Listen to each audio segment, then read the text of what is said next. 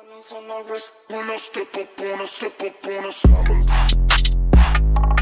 diamond, diamond, diamond,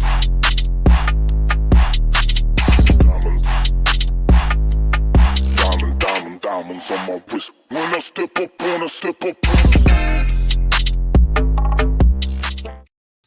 What is up, ladies and gentlemen? We are back. We are live. It is the Freight Coach Morning Show. This is actually the inaugural episode underneath the Freight Coach Network umbrella. We had announced it yesterday. We are building a media company. All right. We are building a news network inside of the transportation industry.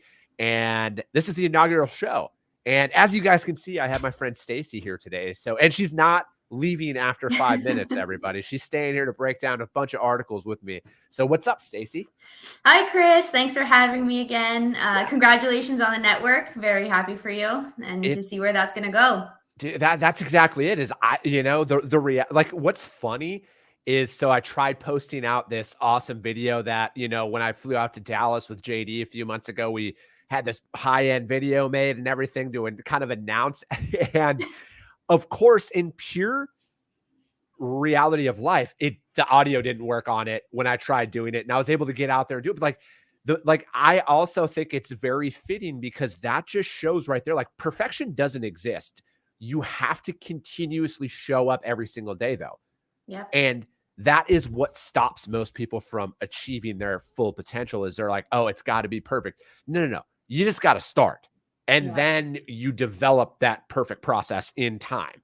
Yeah, it's trial and error, right? It's you develop it, trial and error, and like you said, nothing's perfect, and there's failure. And for me, failure builds, just character as well, and gets you where you want to go. No, absolutely. And we're going to just jump right in here with our friends on this and talk about some of these repositionings because, Stacy, she's a part of VHub. She's great, though, at the end of the day. And she is don't let her looks, she's feisty. All right. And that's why I love having her on, because she literally is the type of person who will clap back. And those are my favorite people to talk to. I think I've told you too much, Chris. You have. Her nickname may or may not be Rhonda, aka Ronda Rousey.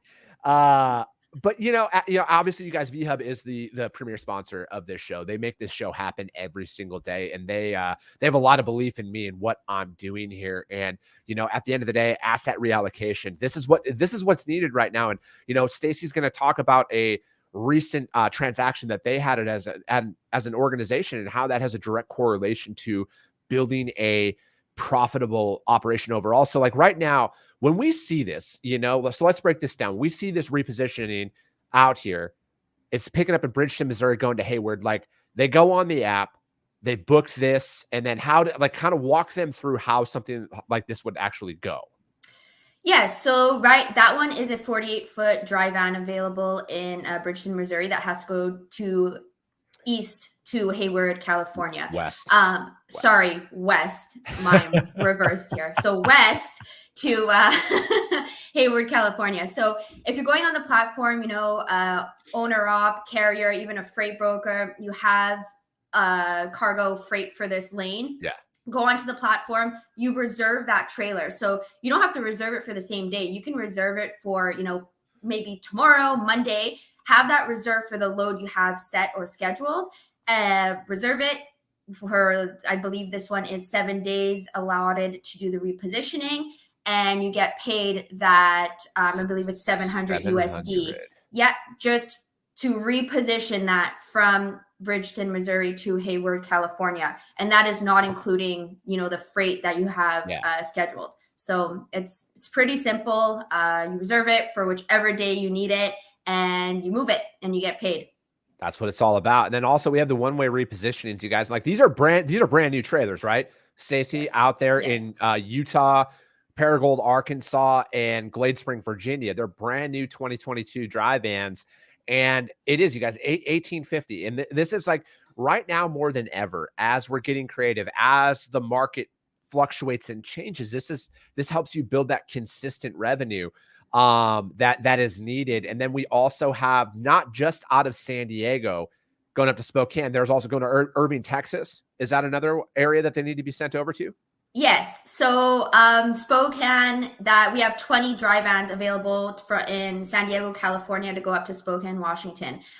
Those also are 53-foot 2022 trailers. Yep. And if you are in the San Diego area, you have options. So if you have a lane going up to Washington or north, or if you're going east, There we go. not west, if you're going east to Irving, Texas, you have these options, right? And we are here to provide solutions, help save costs, or at least offset some costs for owner operators, carriers, brokers, whatever it may be. And just something I'd like to mention is the availability we have today is not necessarily the availability that we'll have tomorrow, right? So it's always fluctuating. We have people adding, or owners, I should say, adding trailers onto the platform that need to be repositioned, or that they are willing to rent out. So what is also an interesting feature on our platform is if you are in a specific area, we'll use Chicago or Illinois, for example, and you have lanes going from Chicago to, let's say, Texas, you can actually set a notification on the VHub platform as a member and set a notification for that specific area. So when an owner posts a trailer for availability, whether it's rental or repositioning, you'll get a notification so that that there is something available in that area you specified. No, I love it. I love it. Got to get some shout outs into the audience. I was pulling up their comments on the screen already. Dennis Everett, good morning. Samantha Bass, Casey Sawyer, T. McKinney, Sonny, Samantha, Marisol, Han, Jeremy Reed. What's going on, everybody? Thank you guys all for coming back. Orange Shirt Gang is in the house as well. Yeah, that's just a thing now, Stacey. I don't know if you knew that. Next time, I'll let it slide this time, but next time you got to have an orange shirt on. Just throwing that out there. But, also we're up to, let's talk about that one. Cause like you had all of those trailers out of New Jersey as well. Yes. And this is something that, again, it's like, we need to get creative at times, especially as a business owner, because like, again, there's no like playbook for any of this stuff, but it's like revenue and it is one thing that we need to look into at the end of the day. And you guys had a recent customer of yours that grossed a pretty substantial number in a not so long time. And it was just based off of repositions. Yes. So we had a member who had trailers that needed to be, that he needed to get in New Jersey. Yeah. So with being creative, trying to find some solutions, we had trailers and he needed to bring them from New Jersey back to Canada. We were trying to figure out how to do this. And he's like, well, you guys have trailers available in the Montreal or surrounding areas that need to go down to the US. And this is on previous shows. We had an owner that was very flexible about where their specific trailers needed to go in the US. So they were listed for Shippensburg, Pennsylvania, and I believe it was Illinois. But speaking with that specific owner, she's like, no problem. We can have them delivered down to New Jersey. So this particular member ended up bringing 14 trailers. That was, and it was $1,000 USD per trailer down to New Jersey to go pick up his own trailers and bring them back up to Canada. So, as owner operators, you can, this is additional revenue for you. Yeah. And he did not even load the trailers. He was just like, instead of, doing a dead end of 600 miles down to New Jersey, he's like, why not pick up a trailer in Montreal, bring it down. I don't even have any freight to put in it. Go pick up my trailer and head back up. So as owner operators, this is just a great solution, or, an opportunity for you to make some extra revenue, additional revenue. And whether it be, offsetting the cost of fuel, offsetting any maintenance costs for your trailers or your power units.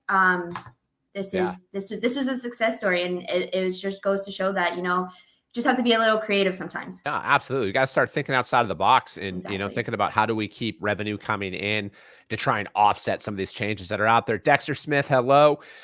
Hey, you guys, we're at day 49 of the Freight Coach Tally of there being a facilities issue as well as a truck parking issue in this industry. And like I say every single day, you guys, I don't bring this up for vanity metrics. I will continuously bring this up until drivers stop sending me pictures of facilities and stuff that are out there. As soon as that happens, then I'll stop bringing it up, because again, this constant awareness, it starts with the conversation. All right. Conversation leads to action, and action leads to results. And that's what we need to worry about when it comes down to that. And then also National average for gold, $5.71 a gallon. Your daily reminder on that. And I'm sorry for pouring salt into an open wound for some of you, but that's just the reality of where it is right now. And again, my friends over at Trucker Tools, you guys, you can literally drop your lanes on that you're running on their app, and it shows you the most cost efficient fuel stops along those routes. So again, let's get creative. Let's think of ways to lower our overhead right now to get our loans paid off and get profitable as soon as possible. That's what is all the name of the game, because as we all know, revenue doesn't really equate to much. And that's going to lead into our very first article that we're going to break down today. This one was from FreightWaves, and this is logistics firm Stored Far Eye shock workforces with mass layoffs.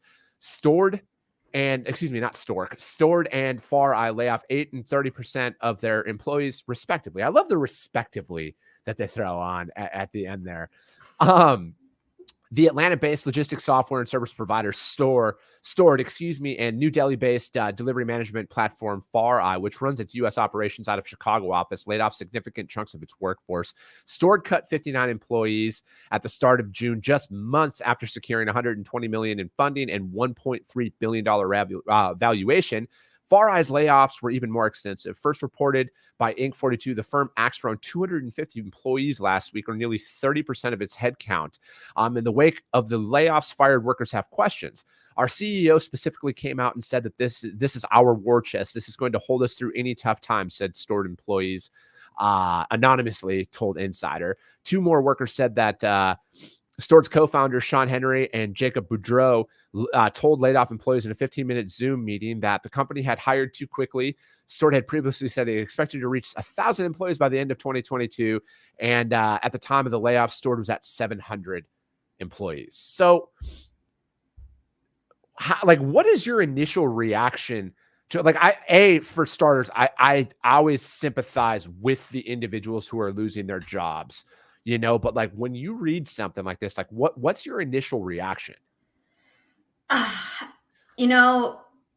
Prior to VHub, I was at a company that come November, it was, people would get scared. Yeah. People would get scared. It's end of year and it's never fun, right? To be laid off and to, come a certain time to think that your job may be on the line, or because of what the business analysis came up with, we're not sure where we are, where we're headed. So my initial, thought to this was, I was stunned, and I guess I can say baffled at the fact that, this leadership kind of told their employees, yeah, we're good. We have this funding, we have this. And then soon after they were laid off. I don't know, that to me, I was shocked. My personal opinion, it's spineless leadership on that part. Because like at the end of the day, again, I don't know. I've never raised money or anything like that, but I can also add, okay?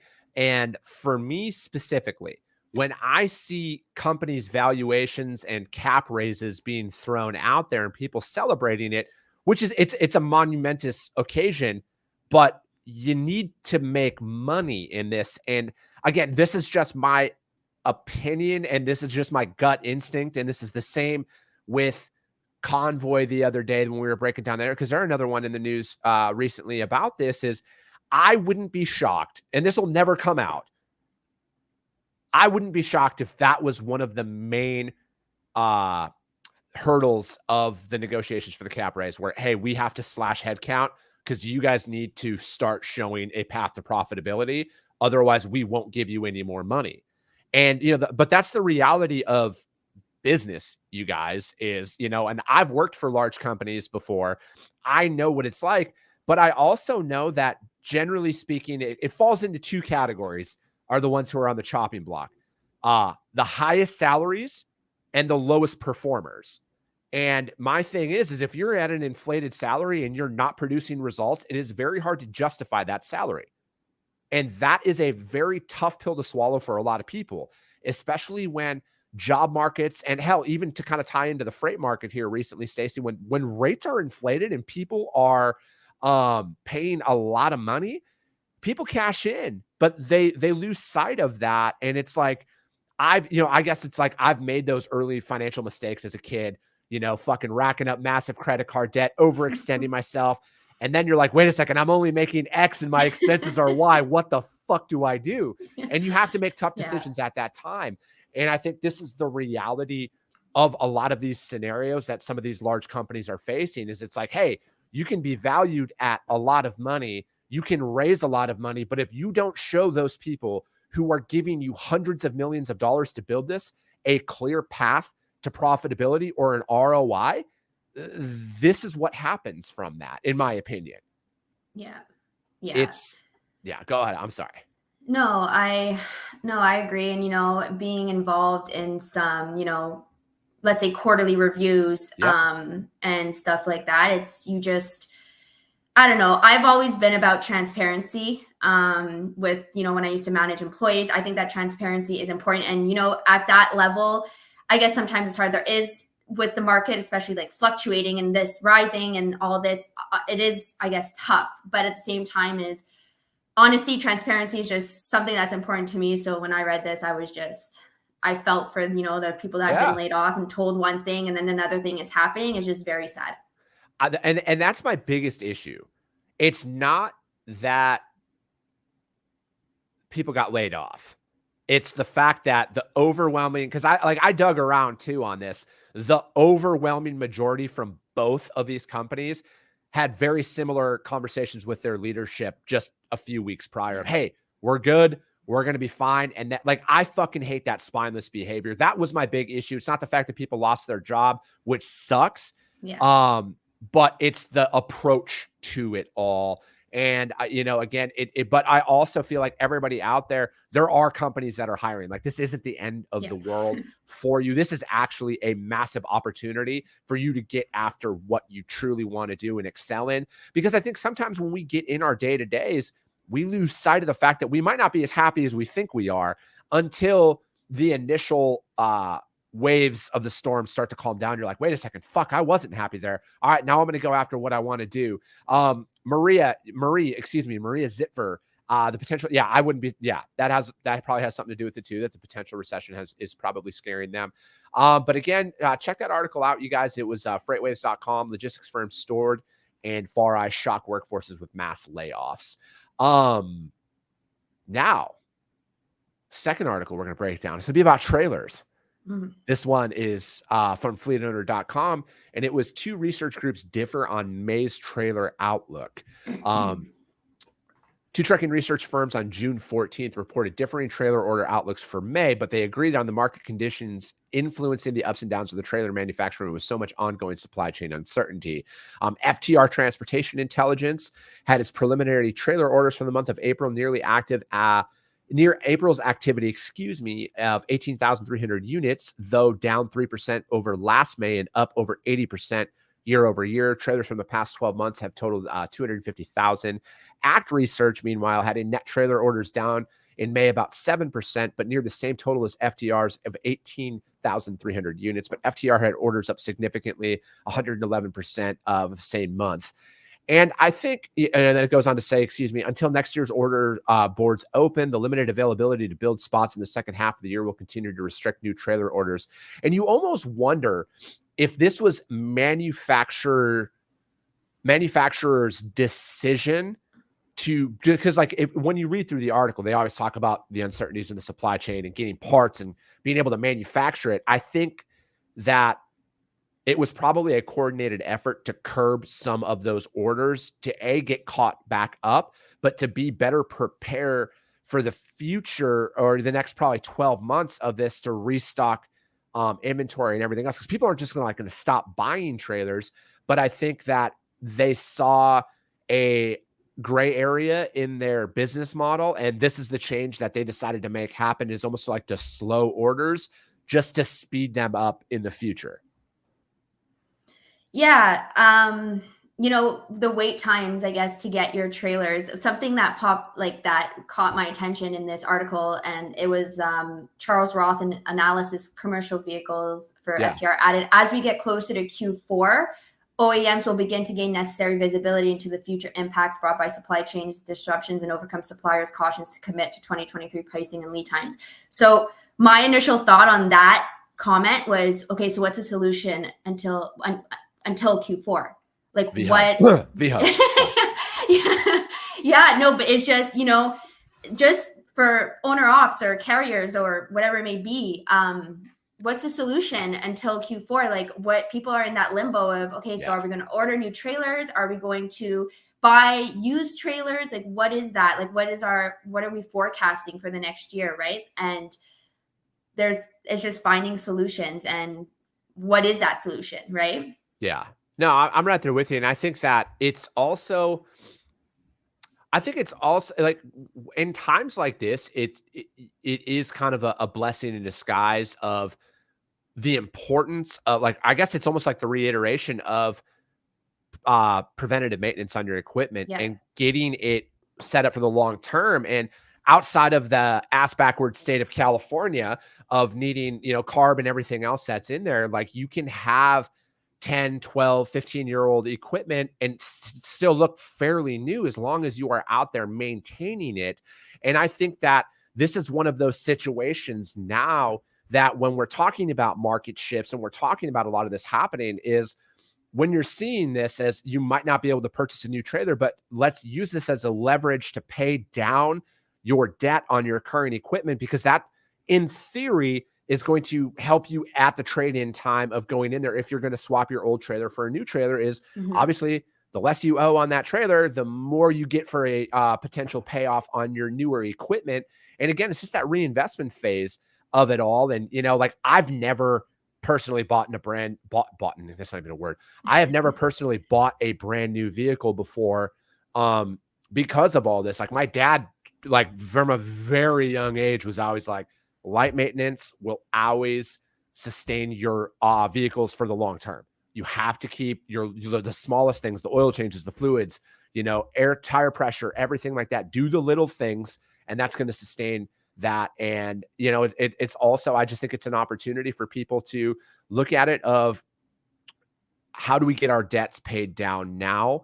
And especially if you bought at an inflated rate over these last couple of years, this might be positioning you for success, because like the market's going to start tipping back in your favor. And who knows, you might be able to swap a 2017 trailer for a 2022 and essentially keep the same trailer payment at that time, because the valuations of it might equal out of what you owe on it and what they're willing to trade in. Because again, like you're gonna see some pretty drastic things happening here with this. Is it's easy when markets are high to name your price and hold firm at that, but as the market shifts, and especially in the equipment and everything else, this is an opportunity for us to financially position ourselves to make the right next moves to sustain through this market shift. Yeah. Yeah. And it's funny, just as a side note, it's funny you bring that up, with the 2017 trailer. So I recently traded in my car, and I had a lot of mileage on my car due to a prior job. And they're like, no, we want your car. We want to buy it. It's a 2017. We need it. And I was like, well, it's not worth anything. I ended up trading it in and getting an unreal deal on a brand new 2022 car. So it's crazy how so many things can change depending on what's going on in, I guess, the economy, or even this was because of COVID, right? Yeah. So this occurred because of COVID. So, it's always fluctuating. You never know what's going to happen. Absolutely. Rick Wooten, good morning, sir. Jeremy Reed, short-term rentals. That's what's up. Jeremy Reed, he's out there living out his American dream right now.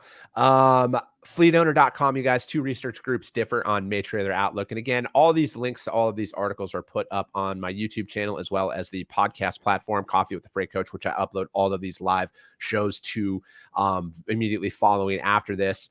Last article that we're going to break down is from my friends over at the JOC. Truckload LTL costs keep climbing for U.S. shippers, S&P Global. Shippers continue to pay more for trucking and transportation services despite a marked drop in truckload spot rates. Data released by the U.S. Bureau of Labor Statistics showed the U.S. Produce Price Index, let's say that 10 times fast, PPI for trucking in May showed month-to-month increases, with the long-distance truckload PPI rising 4.1% and the long-distance less than truckload PPI increasing 3.8% from April. It goes on to say that the PPI index reflects non-seasonally adjusted revenue from selling prices, including fuel surcharges and other accessorial charges. The strength of the PPI index runs counter to reports of trucking having reached a turning point in its pricing cycle, spurred by falling spot truckload rates as shippers shift freight away from the transactional spot market and contracts. It goes on to say that I've been getting a lot of pushback from clients about trucking and ocean shipping who think prices are coming down and our forecast should reflect that, but they don't, says Tal Dickinson, a senior economist at S&P Global, the parent company of the JOC. And we still have plenty supply chain disruption that hasn't been resolved. He goes on to say, adding the fuel, labor costs, and other inputs that remain high. So I think, in dealing with my clients specifically, because some of my clients work in produce and seasonally freight markets, that it hasn't dropped like to the levels that other people are talking about. Has there been a slight reduction? Yeah, seasonally adjusted, but there hasn't been anything drastic. And then, and then other brokers that I talk to, same thing. The spot market is that. And I know a lot of drivers out there when they're seeing those rates being posted, but again, like we gravitate towards the few that are playing that game, but that doesn't influence the many who are doing the right thing in these situations. I think that, me personally speaking, I think that yes, there is obviously some change that is happening in the freight market. You can't deny that as a whole, but what you can't do is stop finding a solution to operate during these times. Yeah. In terms of, freight and just rising or the increase in costs and stuff like that, like I guess I keep saying this, and, it's just being creative and finding solutions to just offset those costs. And this is within your own, whatever's happening with, as an owner operator, as a carrier, whatever's happening in your business is just thinking outside the box, and whatever that solution may be for you and whatever works for you is just, times are tough, and it's just trying to be as creative as you can, whatever it may be. Yeah. No, and that's exactly it, because, it goes on to talk about contracted price, and that S&P Global pricing forecast that the overall PPI of trucking transportation rising another 14.5% from the first quarter of this year through the first quarter of 2023. So again, I think it is the adjustment in your approach is going to be key. And I was talking with Dean Croakey with DAT yesterday about this exact same thing. It's like going down to your local shipper in your neighborhood that you're living in right now to get off of the spot market. Like that, I think, that saying, you live and die by the spot market, that is legitimately a death sentence for even if you're a broker. Like, you need to, your sole purpose, I think right now as a small owner op, is to get those direct relationships with shippers, or find something to get those direct partnerships built up. My friends over at Emerge, same thing. They have direct access to shipper freight and stuff for you. And again, it's changing that reliance in the behavior of the name your price mentality that a higher market happens, because this is the effects that you're going to see is those brokers who are going to push back, which I don't agree on, because all of those fucking brokers have been making money hand over fist these last two years. And if you haven't made money in this industry these last 2 years, you need to take a hard look in the mirror, because this is the greatest freight market that you've ever operated in. But again, I think I want to see the small to mid-sized companies that don't have direct relationships in there is really define out those specific regions that you want to run right now and find that freight directly for you to align with your business. And then going out there and then studying those routes, studying the data that's out there, who's got the cheapest and most effective fuel pricing, parking, everything else, who's got that, and then start developing out your business plan. But most importantly, get your costs in line of what your break even is, so you can start baking in your profits, because people are going to make money in this downturn. It's very, very likely a lot of people are going to make a lot of money. It's just always about continuing to show up and execute in any freight market. You can't deviate from your approach, whether it's an up market or a down market. You have to continuously do the same thing over and over again. It's not easy. I'm not going to sit up here and say, oh, just fucking do this. I'm not trying to sell you guys on a course of follow these 5 steps of prosperity or anything like that. But you need to develop out an area and niche down. Again, you guys, that article, joc.com, truckload LTLs costs keep climbing for U.S. shippers. That's it for today. Thanks for hanging out, Stacy. She didn't Of big league course. me and say, I only got 4 minutes for you. Fucking make it happen. I made time for you this morning, Chris. I know. She I always penciled me will. penciled me in her schedule. It's There all we good. go. It's I all set it off. I was blocked for this time. Yes. See, that's what it takes. Just it only took 6 weeks to make it There we happen. go. Okay. Well, hey, that's it for today, guys. As always, thank you so much for showing up. And if you saw value in this, share the show. That's how this is all going to continuously grow. This is how this network, which I'm speaking this into existence right now, will be the top transportation news source in our industry. This is going to happen, you guys. All right. And it comes from every single one of you who are continuously out there in the audience, guys like Jeremy Reed, who shows up. What's up, Alex Brown, Rick Wooten, all of you guys. You guys show up every single day. Sonny Sharma, Samantha Bass, Casey, T. McKinney. You guys are Dennis Everett. You guys are here every fucking day. And I see that. And now the way that I see it, though, if you saw value in it, share the show, you guys. That's all I can ask is share the show. Hit up my friends over at VHub app. The audio only replay will be available on the podcast here in a little bit with links to the articles as well as the video only over on my YouTube channel. I appreciate you guys all so much, and we'll be talking to you soon.